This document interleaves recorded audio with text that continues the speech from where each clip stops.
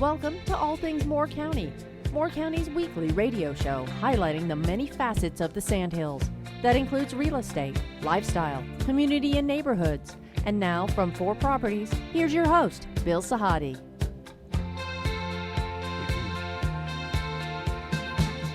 Good morning and welcome to the talk show, All Things Moore County. Dorothy, it's good to see you.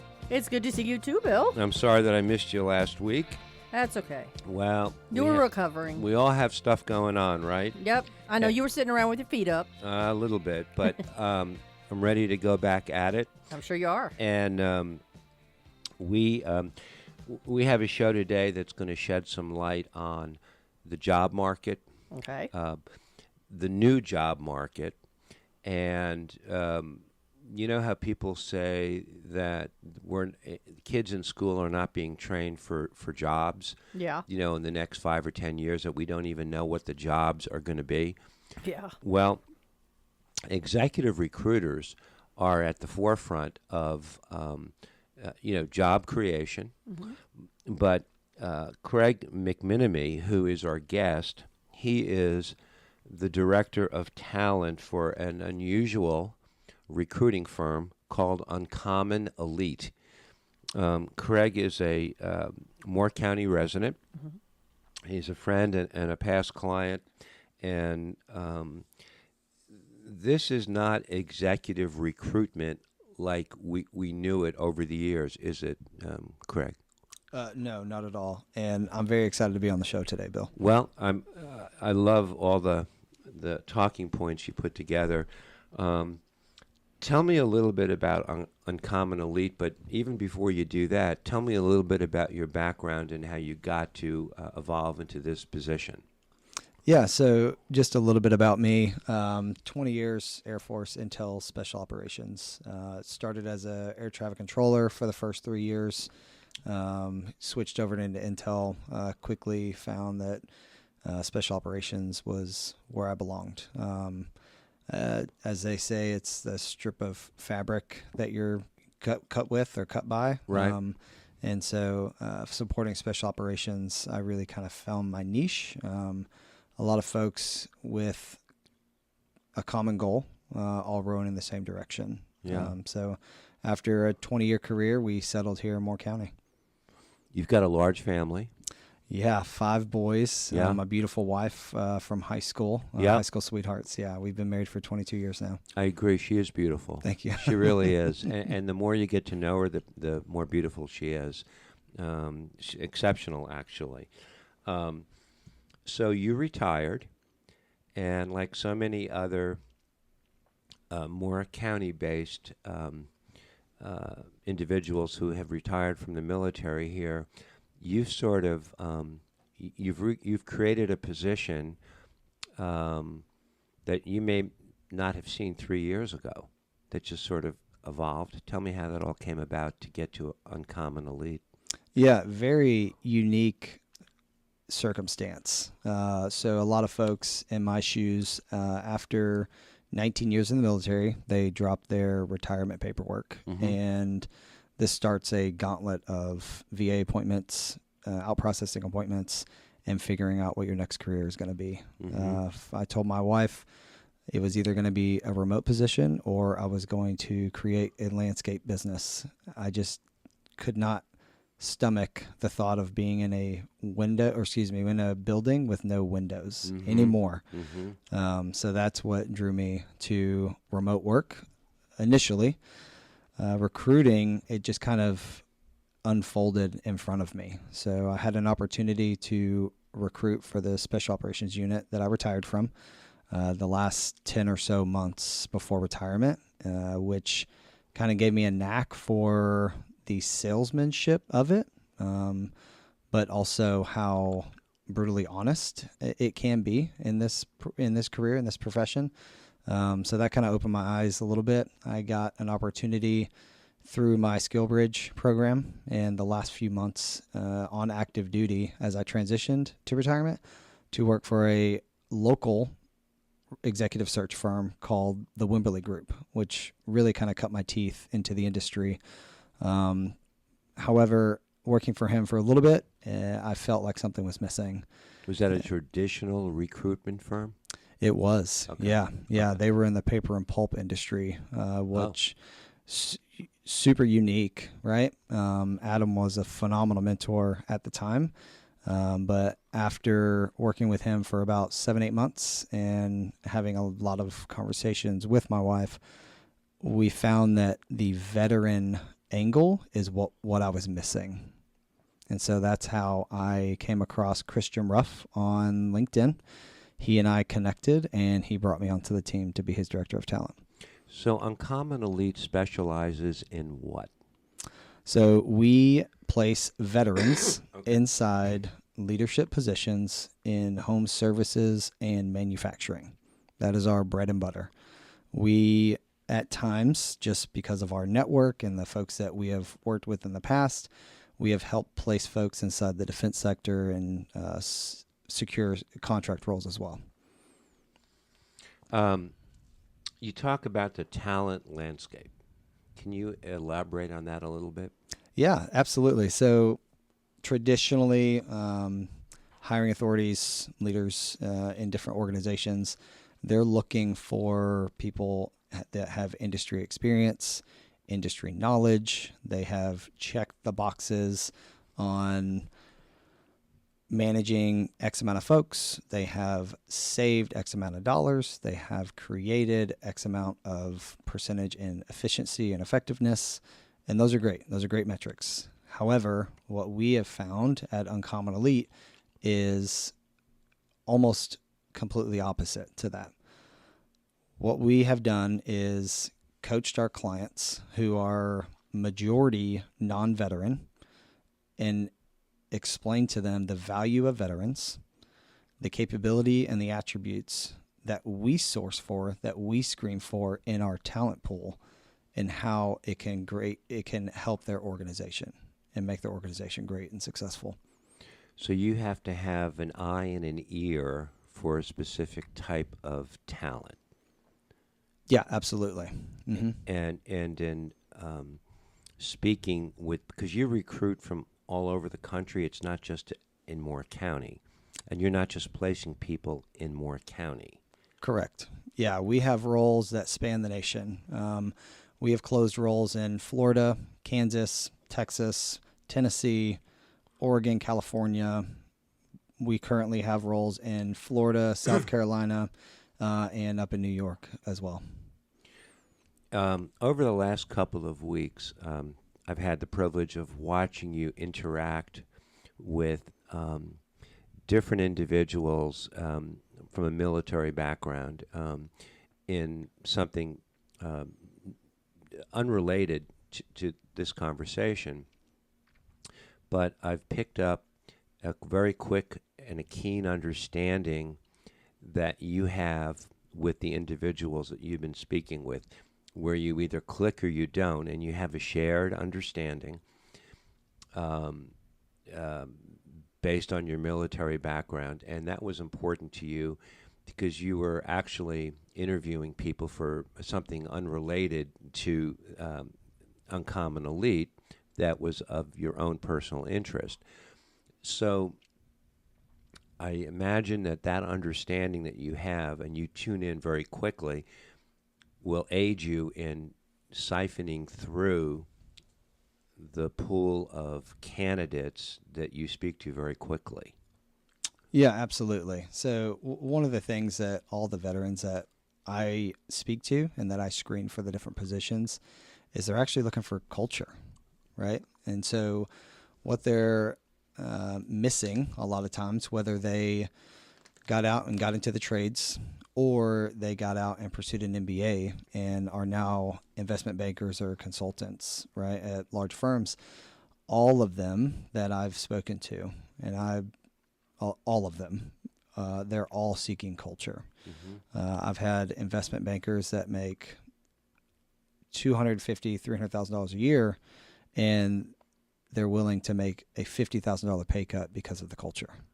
The lifestyle. The lifestyle. They would rather be on a small team, right, leading a small team, right, of a bunch of folks thinking the same, working on the same goal in a good culture versus making a lot of money. So the good culture is the antithesis of a corporate culture. Absolutely. Is that right? Yeah. So how do you, what are the benchmarks you use to evaluate talent? Yeah. Some of them that we look for are autonomy, alignment, and impact, right? So what you have is a lot of alpha type mentality, Yep. right? Personalities, Yep. which can turn some people off. Right. But what we found is folks, they want, the guys that I'm screening, they want autonomy to understand the boss's intent, his purpose, his goals, to have the freedom to prioritize goals, create standards, hold folks accountable to those standards, right? And at the end of the day, he's going to communicate the success and the failure up to the boss or all the way down to the floor technician, right? Whoever that may be, right? But they're looking for the autonomy and the freedom to make decisions without somebody hovering over their back or micromanaging them, right? Which leads back into the culture setting, right? If you are a boss that is unorganized, a micromanager that does not have, or rather does not give the freedom to your folks at the middle management level or the leaders that you have in your organization, you're failing your organization. Tell me again the type of jobs specifically that you're recruiting for. Yeah, so I said it earlier, our bread and butter is leadership, middle management leadership roles, right? So that looks like a director of operations at an HVAC company. That looks like a GM at a plumbing company. We've also got managers in different operations roles through landscaping companies, roofing companies. So when I say home services, if you look at a home, what all goes into that home? How is it built? There's a construction aspect, there's roofing, there's pest and landscaping, there's hardscape and landscape, there's plumbing, electric, and everything in between. Well, every single one of those organizations that comes out to service your HVAC or, do mold remediation or disaster relief, they have director of operations, they have GMs, they have guys in charge, placing those folks out there to respond. I remember a few weeks ago you mentioned a friend of yours who was a home inspector, I think out of the Fayetteville area. I'm not sure where. Was that somebody that you had hooked up with through Uncommon Elite? So it was not actually, Okay. but he is a prime example of a former special operations veteran who got out, created his own business because unfortunately he couldn't find a good culture in some of the organizations that he had sought employment at. And so rather than fight the boss or fight the industry, he created his own company. Okay. Mm-hmm. Are the jobs that you place the individuals in that you're recruiting, are they to veteran-owned businesses or non-veteran or both? It's both. Okay. But the majority are non-veterans. Non-veterans. Yeah. That's what I thought. Yep. Which is actually a very rewarding part of the job that I did not see coming. I get the opportunity to coach clients on the value of veterans and why they need to hire a Green Beret, a 22-year Green Beret with no industry experience over a GM from a competitor who has 20 years of experience in the industry. We're coming to the end of the first set, but from my interactions with you and some of the conversations I've seen you have with others, I would say in a nutshell, one of the reasons to hire a veteran is the respect and the discipline that they bring to the table, and the strategic or compartmentalized structured thinking that they use to apply to a new job, even if they didn't have experience in it before. Yeah, Is exactly. that right? Yeah, 100%. Want to hire me? Yeah, of course I do. Okay. What's your veteran status, Bill? Okay. I've just said I'm alive. Yeah. Well, let's do this. Let's come back in the second set. The name of the company is Uncommon Elite. Craig McMinimy is a director of talent, and you've opened up a whole conversation about a different type of workforce in a different type of world that is ever changing and is continuing to change. It's kind of crazy. These kids coming out of high school and college today, they're not going to know what hit them. Yeah. We'll be right back. This is All Things Moore County. Welcome back to the second set of All Things Moore County. Craig McMinimy is the guest. He is the director of talent for a new type of recruiting firm called Uncommon Elite. Craig, you touched on the first set about some of the differences between what you do in the corporate world and the people that you hire who are looking for a different lifestyle. And I think that's where the word uncommon comes in the title of the elite people. Yeah. Because the measuring sticks that you use may be the opposite of what a corporation may use. Does that make sense? Yeah, absolutely. Yeah, it's definitely a different angle or different lens, and it all has to do with our talent pool. So Christian and I served in separate special operations units. He was in the Army and I was in the Air Force. And in order to be at those units, you had to be screened, assessed, and selected for the positions that we were in. We have extracted some of that, not to the degree with which we were screened. Obviously, we're not going to make our candidates, ruck for an unknown amount of miles with 80 to 120 pounds on their back, or fly a helicopter in the middle of the night at low altitude.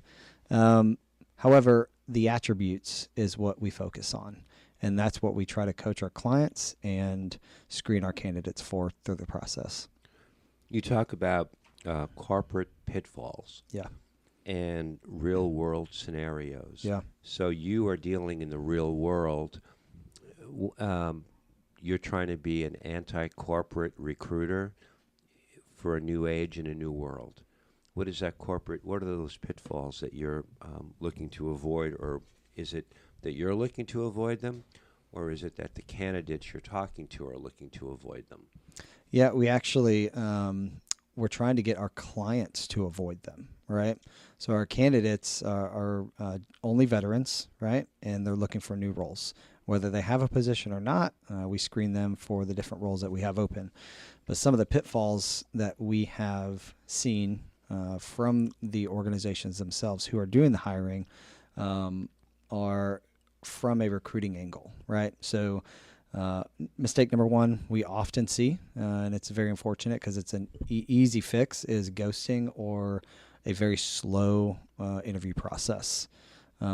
Essentially, it is what it sounds like, right? If it takes you a week or 2 or 3 or 2 months to run through your interview process, or you don't follow up with candidates, you're going to lose really top-notch talent. You're going to lose your alpha candidates through that process, right? Another pitfall that we often see is very rigid requirements. And I spoke to that a little bit ago, how corporately they want to see industry experts. They want to see the industry experience and knowledge from their talent pool, which is respectable. I understand it. However, we have seen success in placing over 85% of our candidates with little to no experience into the position and the industry that we've placed them in. And in a much shorter time period? In a much shorter time period. Great example, Christian, founder, owner, operator of Uncommon Elite. He was talking to a client one day. 48 hours later, they hired a Navy SEAL. Okay. So what is a litmus test that you use to make such a quick judgment call?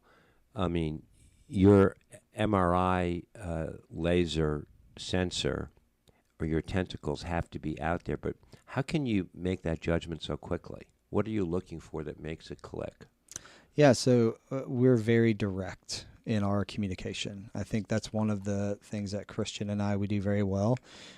We front load with each candidate immediately the location, compensation, and the culture of the organization, right? So we're able to quickly distinguish and share those facts with each candidate, which goes back to the pitfalls that we run into, right? That we've seen is the third mistake that we often find is failing to sell the company during the interview process.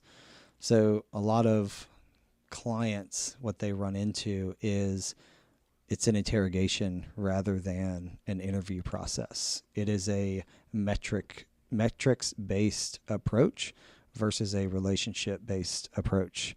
And so that's how on the candidate side, we are able to quickly and directly tell our candidates exactly what they're walking into.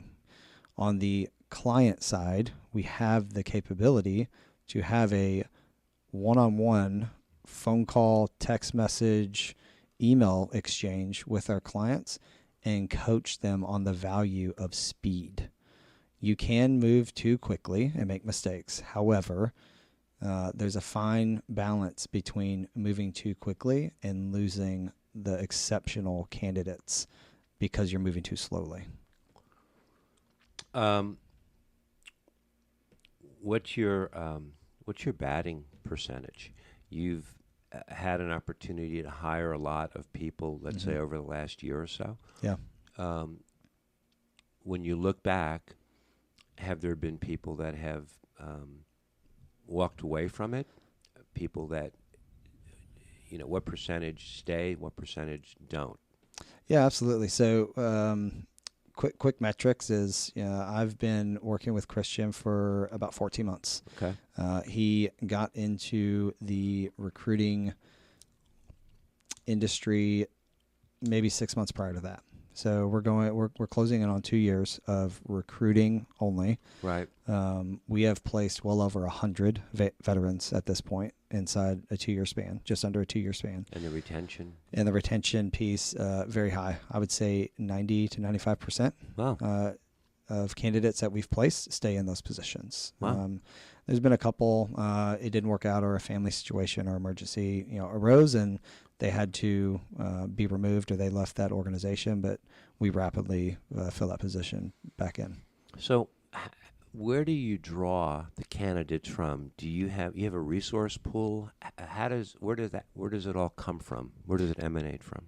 Yeah. So the majority of our candidate pool comes from our network. It's that simple. So I'm on LinkedIn. Christian is on X, and he's on LinkedIn as well.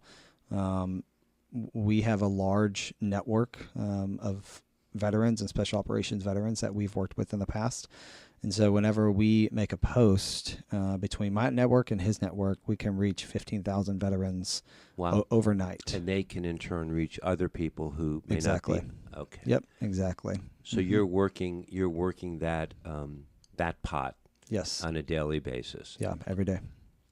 How much time are you on the phone during the day? I laugh at that because it's like nonstop. It's nonstop. It doesn't stop buzzing. It doesn't stop ringing, which is a good thing, right? That means business is good, and I get to meet new veterans every day. Multiple new veterans every single day. Some of them have even turned into counsel light phone calls because veterans, and you never know who you're going to get on the other end of the line, right? Which is super amazing. A part of the job that I did not expect, but that's exactly what I was missing working at the previous executive search firm. So if you're recruiting these uncommon candidates for these positions, how are you able to speak about the culture of the companies that you're recruiting for? Because you can't possibly know all of them. How does that work? Because you talked about you have to also sell the company as well, not just interrogate, or not even create an air of interrogation. Right. How do you get all that information? Yeah, so we what we do is before we ever post a role, mention a role, share it with the network, discuss anything with any candidates, we have what we call discovery calls, or sales calls, right, with the clients. Again, Christian and I've learned from him on this, but it is still relationship based approach, right? So whenever we get new clients on the phone or on a video call, we want to understand what their problems are. What is the culture currently in your organization? How do they see the day in and day out of their technician to the CEO, right? What are they doing on a day-to-day basis? And that's 80% of the conversation. At the tail end, that's when we get the job description, the details as far as compensation and what success looks like in the role. We want to understand the culture in the organization first. So you mentioned earlier the word sales, but I would probably say that instead of that, it would be more what you're doing is counseling and educating, not selling. I mean, you're describing a lifestyle, you're describing a job in a way that is opens the door to a conversation.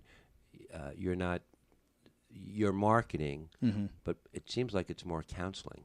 You've got to have, and you're a pretty empathetic guy, so I think you are easy to open up to people who you're trained to speak to their listening to. I think. Yeah, it's funny you say I'm empathetic. I don't know that my wife would agree with you. She would agree with you.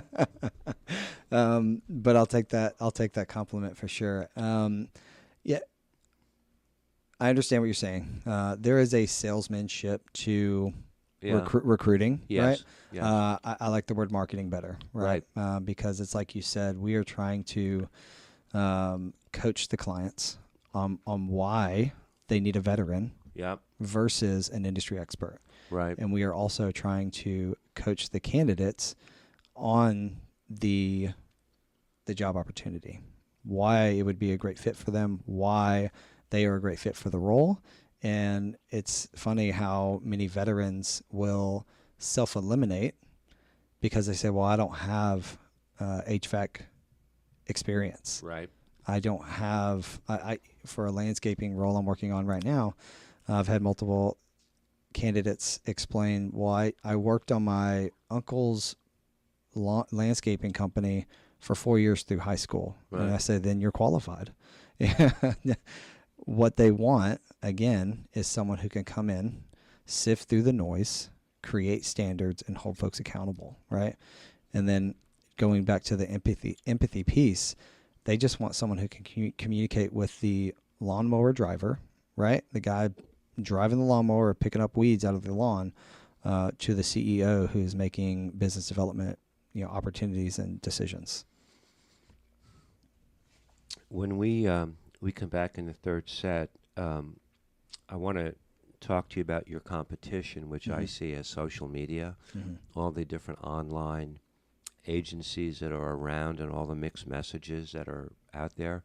I mean, that's got to be an obstacle for you because you have to establish your credibility very quickly, right?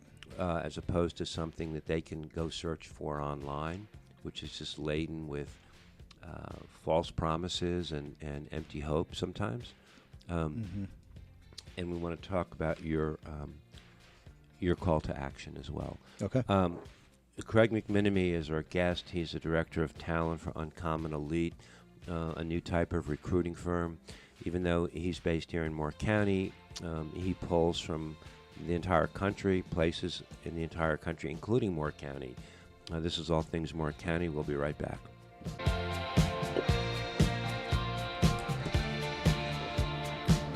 Welcome back to our final set of All Things Moore County. We're talking about the recruiting firm Uncommon Elite, and Craig McMinimy is the director of talent, is our guest. Craig, is uncommonelite.com your website? It is, yeah. You said something I like. You said, we don't do mass volume. We do high impact talent curation. Right. That's a lot to swallow. It is. Yeah, it can be. For a lot of people. That's kind of consistent with what you've been saying. You're very careful. It's almost like an organic process. Yeah. Well, but what do you do with all the other social media sites that are out there that are recruiting? Are they your competition? I mean, are you having to compete against all the misinformation that's on the internet? Yeah, in some ways, we are. Okay. That's mostly Christian's lens, right? As the owner and Right. operator, he is active on X, formerly Twitter, and on LinkedIn mostly. I also have a LinkedIn profile. It's very simple. Craig McMinimy, Christian Ruff, with one F, so RUF is Christian, or you can just search Uncommon Elite, and you'll find us that way. Uncommonelite.com is our website. But to get back to your question, it's because we have such a direct approach in a unique way that we source our candidates and our talent pool, which is strictly veterans. We have the ability to not necessarily compete, because when clients get in touch with us and we are headhunting and searching for a role for them, we are outside of the AI tools and the algorithms and the other recruiting firms that do mass resume collection and sending off to clients. So what we do is we post generic or very tight information on social media platforms, or we've used other job boards to post confidential postings as well, to source some of our candidate talent. Through that, we quickly make the funnel very small, one being veteran, two, if we think you're a good fit for the position. And we screen every single candidate before we send it to the client for review. How do you screen them? So typically it's either a video call or a phone call, right?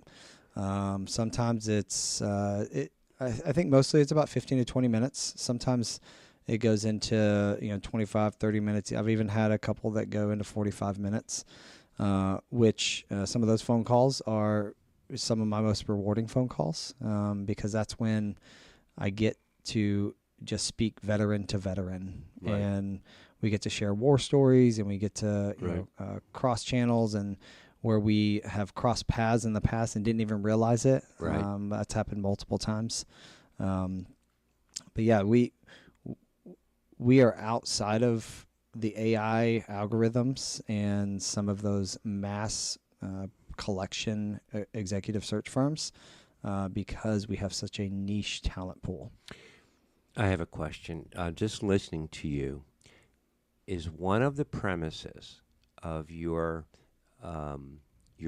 search that veterans who retire, who place themselves in corporate jobs, is one of your premises that it's not a good fit, they're not satisfied, the transition that they've made is not a complete one, and that they're looking for something different? Oh yeah, absolutely. Yeah. Earlier I'd mentioned how some of the guys, they'll get out of the military, they'll get their MBA from a top business school, and then they go into white collar. Right.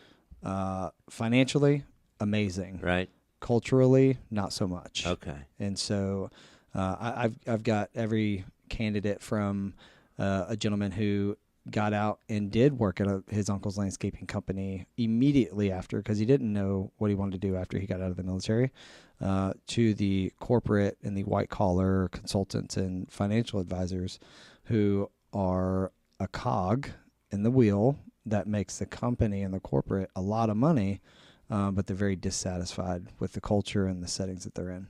Yeah. And the people that you decide to recruit after the interview process are people that you're recruiting for where they are geographically. You're not moving them to another place.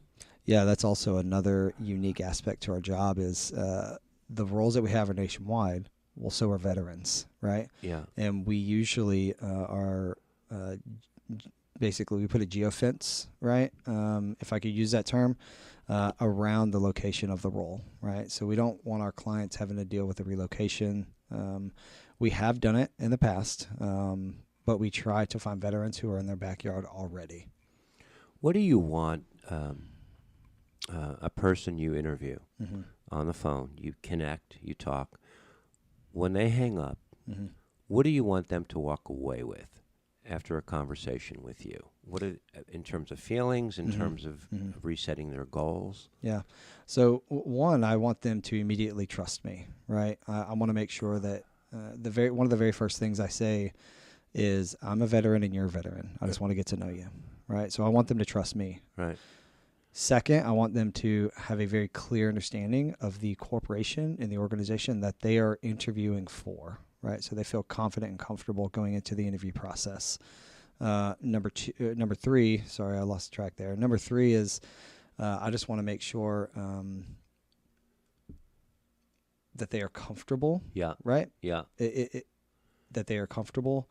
You've got to establish a rhythm with them, Right. some sort of a chemistry and a connection Right. to move forward. Right. Absolutely. Okay. Yeah. And then I want to make sure that they know that they can communicate with me at any time. Right. I make myself available to them to answer any questions and to follow up and provide feedback as quickly as possible. I keep going back to your use of the word sales, which I'm not, and I don't even think marketing. Yeah. I think informing Okay. and educating Mm-hmm. and providing them with information that maybe you can paint the world in a different light for them, Yeah. that they can think a little bit outside the box where perhaps prior to that they did not. Yeah. Yeah. Like I said earlier, they will self-eliminate. Yeah. A lot of folks, veteran or not, they'll look at a job description and they will self-eliminate. That is how we get outside of the AI algorithms and the tools that some other larger firms will use, because our veterans, they will not meet muster. They will not pass the algorithm to get to the interview process. And a lot of corporations, a lot of organizations are missing out on a large talent pool of elite candidates because they think that their AI tool is doing them favors. So their experience is not the number one predictor of success. Right. What is the number one predictor of success? Attributes, leadership attributes. Are they adaptable? Are they trainable and coachable? What are their communication skills? Right. How do they solve problems? Right. So one of the things that is ingrained into a veteran is, don't bring me a problem. Identify the problem and bring me a solution. And that's one of the kickers that veterans bring to the civilian world, is anyone can identify a problem for the most part, right? But veterans, we are taught and we are trained and we are equipped to, well, I see a problem, but this is a tentative solution, boss, commander, whoever. I've brought you a solution to this problem instead of just bringing problems.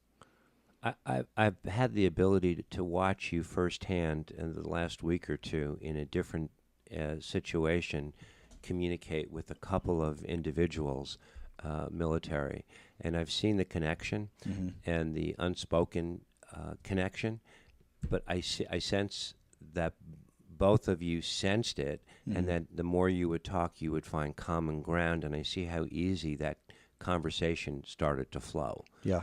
And you couldn't necessarily have that same conversation with somebody that was not a veteran. Right. I think. Yeah. No, not at all.